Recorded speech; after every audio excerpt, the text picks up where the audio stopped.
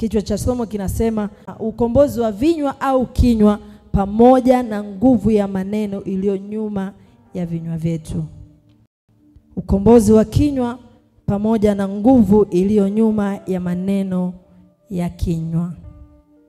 Tunapoongelea kinywa, maana yake Mungu alipomuumba mwanadamu aliweka nguvu kwenye kinywa chake. Na nguvu iliyo juu ya kinywa cha mwanadamu ina uwezo wa kuleta mauti, lakini pia ina uwezo wa kuleta uzima. Kwa hivyo tunakomboa kinywa kwa sababu wako watu wengi ambao adui amekamata vinywa vyao, na badala ya kuleta uzima basi anafanya vile vinywa vinatengeneza mauti. Kwa hiyo kwenye upande wa uzima anaondoa, anaweka mauti. Na ndo wale watu ambao kila mara ama wakati wote huwa wanafikiri na kusema kushindwa, wanafikiri na kutamka mauti juu ya maisha yao. Lakini vile ambavyo Mungu alikuumba kwa sura na mfano wake, manake aliweka nguvu ndani ya kinywa chako. Na kama Mungu aliweka nguvu ndani ya kinywa chako, manake kwa kinywa chako unaweza kiri uzima, kwa kinywa chako unaweza kukiri mafanikio. Lakini pia ukijitafakari pale ulipo, utagundua namna ulivyo leo ni matokeo ya maneno yako ya jana. Either ulitamka ama walikutamkia. Either ni mazuri ama ni mabaya. Basi ujue kuna mtu alitamka ama kuna mtu alikiri, ama ni wewe mwenyewe ulikiri na ukatengeneza leo yako. Hatujali sana leo, tunajali kesho ambayo wewe leo una nguvu ya kuitengeneza kupitia kinywa chako. Inawezekana kweli walitangaza kushindwa juu ya maisha yako, lakini pale ulipo unaweza tangaza uzima, unaweza tangaza kufanikiwa, unaweza tangaza kupiga hatua mpya.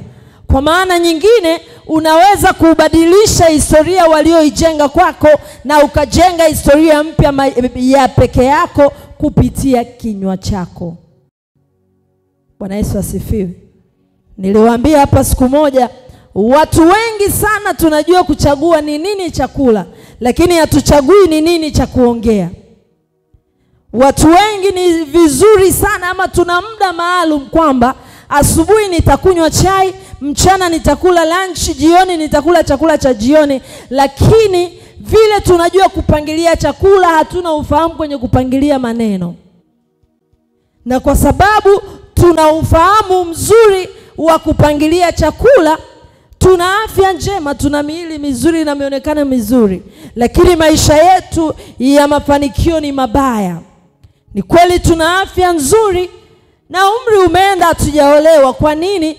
Kwa sababu hatujui matumizi mazuri ama hatujui ni nini cha kutamka kwa wakati gani ili kutengeneza maisha yetu yawe mazuri. Na kwa sababu tuna ufahamu wa kuchagua chakula na kupangilia masaa ya kula, na hatuna ufahamu wa kuchagua nini cha kuongea na kupangilia kitu cha kuongea, leo shetani amekamata vinywa vyetu. Tunajikuta tunatangaza mauti juu ya maisha yetu kwa vinywa vyetu wenyewe. Ukisoma Mithali 18:21, Biblia inasema ya kwamba uzima na mauti upo katika uwezo wa ulimi, na wote waupendao watakula matunda yake. Hayo matunda yanaweza kuwa mazuri kulingana na namna ambavyo umeupenda ulimi wako ukatamka maneno mazuri, lakini pia hayo matunda yanaweza kuwa mabaya kwa namna ambavyo umetumia kinywa chako kutamka maneno mabaya. Na wengi wetu leo tunaishi kwenye hayo mateso, ama tunaishi kwenye huo mfumo wa kuteseka, kwa sababu wako watu walitumia vinywa vyao kufunga maisha yetu. Wako watu walitumia vinywa vyao kutesa maisha yetu. Mwingine ulizaliwa tu, ni binti, ni mtoto wa kike, wakasema ili ni ua, ataishia kuwa baa kwa sababu ni mrembo. Na ni ukweli. Muda wote akili inakwambia nenda baa, kafanye kazi ya baa. Unafikiri ni wewe, ama unadhani ni kwa sababu una passion ya kukaa huko, Lakini kumbe sio kwa sababu una passion, ni kwa sababu ndani ya familia ziko madhabahu zilizojengwa na hizo madhabahu zinasema hakuna kufanikiwa. Na akatokea mtu mmoja akatamka neno, na hilo neno leo limetengeneza uhalisia wa maisha yako. Leo ninakuombea wewe uliyefika hapa, kila maneno mabaya waliotamka juu ya maisha yako, na yale maneno yakakutengenezea kukataliwa, na yale maneno yakasababisha uishi maisha ya kuteseka, na yale maneno yakatangaza umaskini maishani mwako, na yale maneno yakatengeneza utasa maishani mwako, leo hayo maneno yanabatilishwa kwa damu ya Yesu. Yale maneno yanabatilishwa kwa damu ya Yesu, yanabadilishwa kwa damu ya Yesu. Vile ambavyo Mungu aliweka nguvu ya uzima na mauti juu ya kinywa chako, kinywa chako kitatumika kutamka baraka juu ya familia yako. Kinywa chako kitatumika kutamka baraka juu ya ndoa yako. Kinywa chako kitatumika kutamka baraka juu ya familia yako.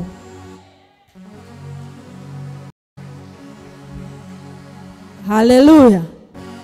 Kinywa ama ulimi ni kitu kidogo sana, lakini ukikosea ama ukashindwa namna ya kukitumia, unaweza tengeneza madhara makubwa juu ya maisha yako.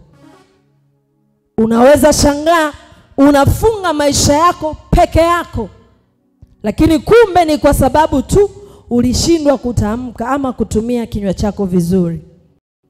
Ziko tabia mbalimbali za maneno, lakini nilifundisha tabia mbili. Na tabia ya kwanza niliwaambia maneno huwa hayafi hata kama mtu anakufa. Na hiyo ni uhalisia. Mtu anaweza kufa lakini alichokisema kinaishi. Walisema hautakaa uolewe, na ni ukweli hujawahi kuolewa. Na wewe unaweza kuwa hapa, kuna vitu unaviongea ni vibaya, kuna maneno unayoongea, ama shetani anaweza kukutumia wewe kufunga mtoto wako hata miaka ijayo. Mtoto akabaki anateseka, mtoto akaishi anakataliwa, mtoto akaishi kwa sababu ya hiki na kile, lakini kumbe ni maneno ya kinywa chako ambacho ulitamka. So ikiwa Mungu anaruhusu leo tukomboe kinywa, Mungu anaelewa kabisa yuko adui aliyebadilisha matumizi ya kinywa chako na akakutengenezea mauti. Na leo tunasimama kwa ajili ya kuvunja kila nguvu ambayo adui aliituma maishani mwako ili kufunga na kuharibu kinywa chako.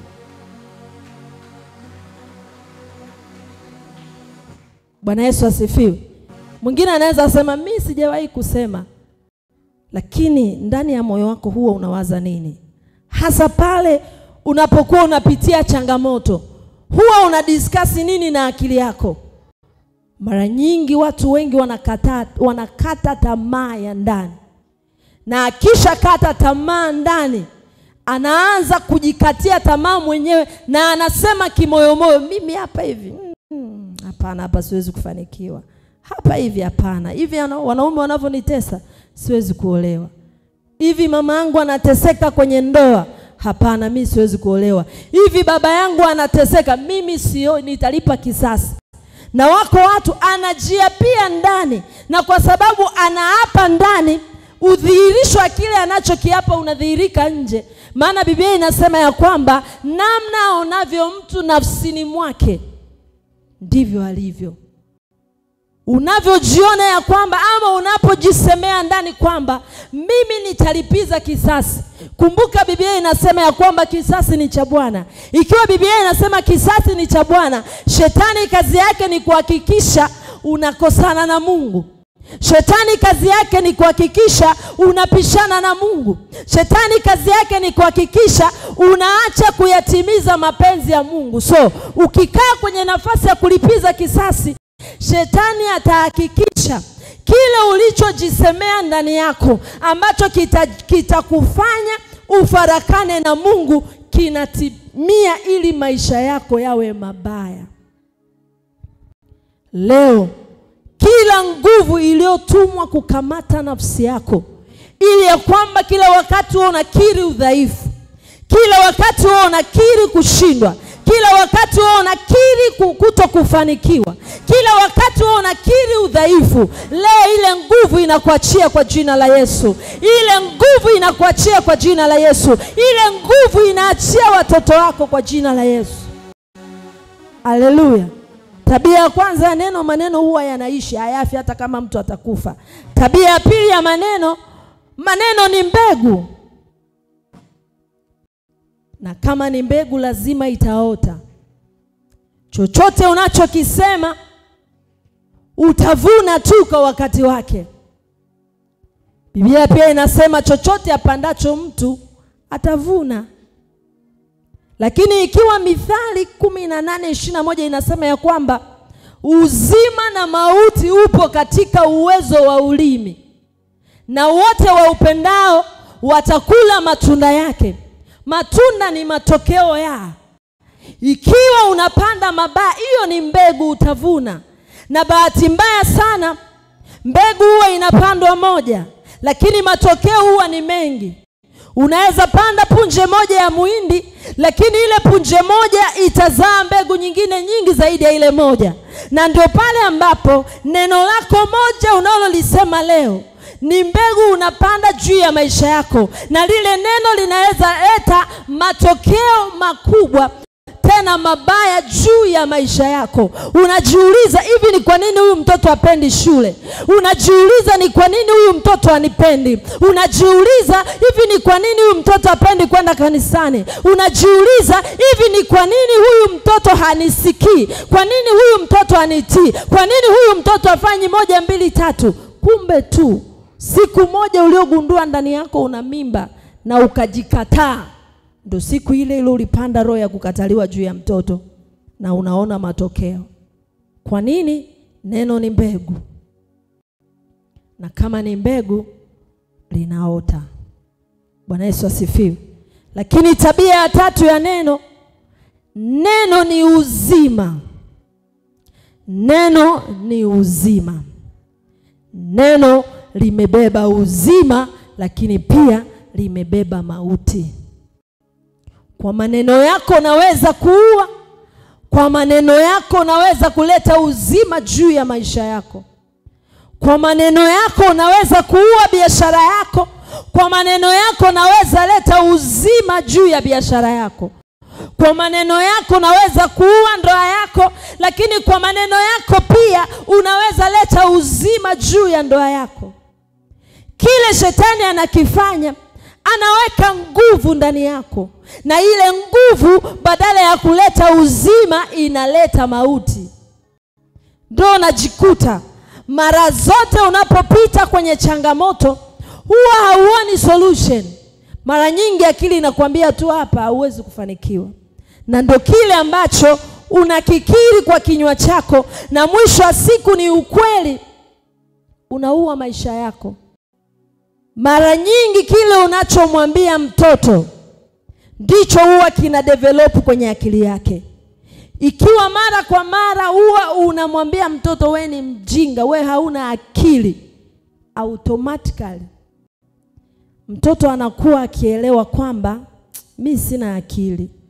Hata akikaa darasani anajiona kwamba hana akili.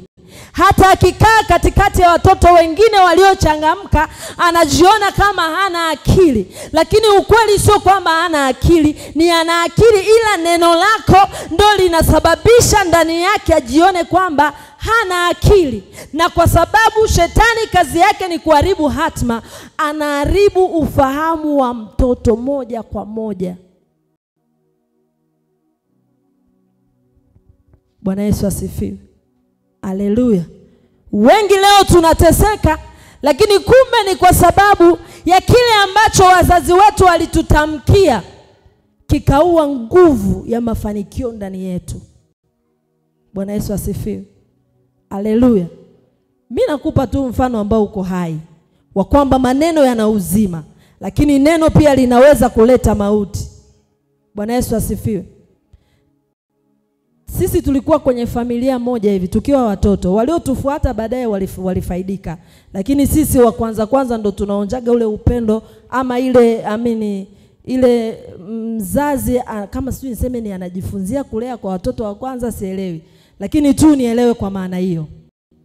Tulikuwa kwenye familia ambayo niseme get kali hiyo ndo lugha nyepesi. Kwamba hauruhusiwi kwenda kucheza kule na watoto wenzako. Ili uende ukacheze, unavizia mama ameondoka, tena unapiga na hesabu baba anarudiki saa 7 mchana. Ndio unafanyaje? Unaenda kucheza. Na hapo unaenda kucheza na huku unakula jicho barabarani. By then baba alikuwa anaendesha baiskeli. Yaani mlio wa kengele ya baiskeli ya mzee unaijua hata ikipigiwa kule Suye. Bwana Yesu asifiwe. Haleluya. Sasa hivi ndo naelewa ni nini kiwa kinaendelea. Mimi ninakuaga ni muoga sana. Amen.